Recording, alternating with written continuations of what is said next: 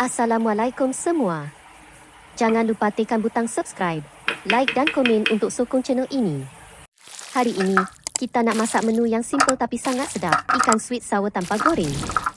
Pertama sekali, kita sediakan bahan kisar.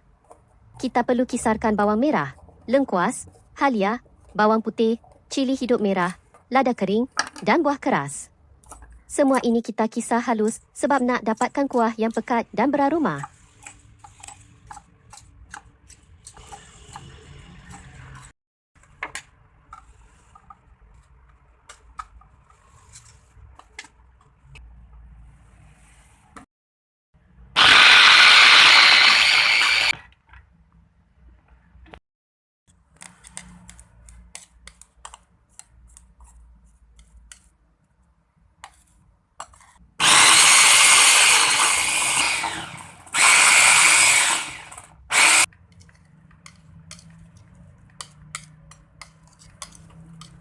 Sementara kita kisar, kita panaskan minyak dalam periuk besar.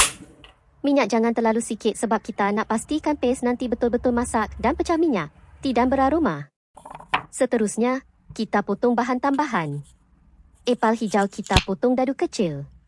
Kalau tak ada epal hijau, boleh guna nenas, dua-dua bagi rasa masam manis yang sedap.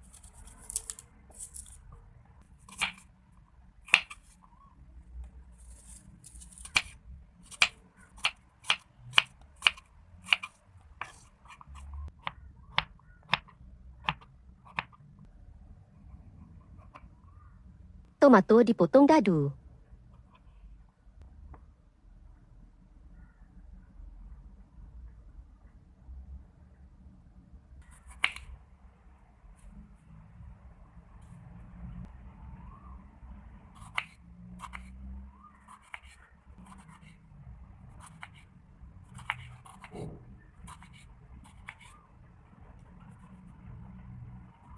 Selepas potong tomato, kita potong bawang Holland pula. Bawang Holland kita potong bulat untuk rasa yang manis dan berai. Dan serai, kita titik serai ni supaya aroma dia keluar lebih kuat masa tumis nanti. Sikit info, serai ni bukan saja wangi, tapi dia bantu pencernaan dan buang angin dalam badan. Bila minyak dah panas, kita tumis serai dulu sampai naik bau. Aroma serai ni memang boleh buat dapur berbau harum.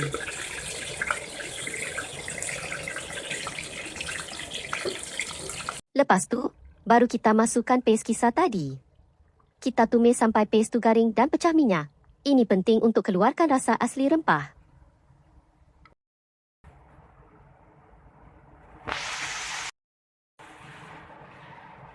Kemudian, kita perasakan dengan garam secukup rasa, jos oren sunkis untuk rasa fresh dan wangi, dan gula perang untuk seimbangkan rasa masam dan manis. Gula perang bagi rasa karamel sikit pada sambal kita. Bila dah sebati, kita masukkan epal hijau tadi. Kalau guna nenas pun boleh. Epal atau nenas ni fungsinya untuk bagi rasa masam yang natural dalam sos kita. Selepas itu, kita masukkan ikan. Gunakan ikan yang dah dibersihkan. Gaul perlahan-lahan supaya ikan tak hancur dan semua bahagian bersalut dengan sos. Tutup periuk dan biarkan ikan masak dalam kuah selama lebih kurang 5 hingga 7 minit. Api sederhana kecil saja. Ini penting supaya ikan kekal lembut dan tidak keras. Akhir sekali, bila ikan dah masak elok, kita masukkan tomato dadu dan bawang Holland. Kacau sekejap saja supaya tomato dan bawang kekal segar dan berjus. Siap. Ikan sweet sour tanpa goreng yang sihat, penuh rasa dan mudah disediakan. Kalau suka resepi macam ni, jangan lupa subscribe, like dan tinggalkan komen ya. Jumpa lagi dalam video seterusnya.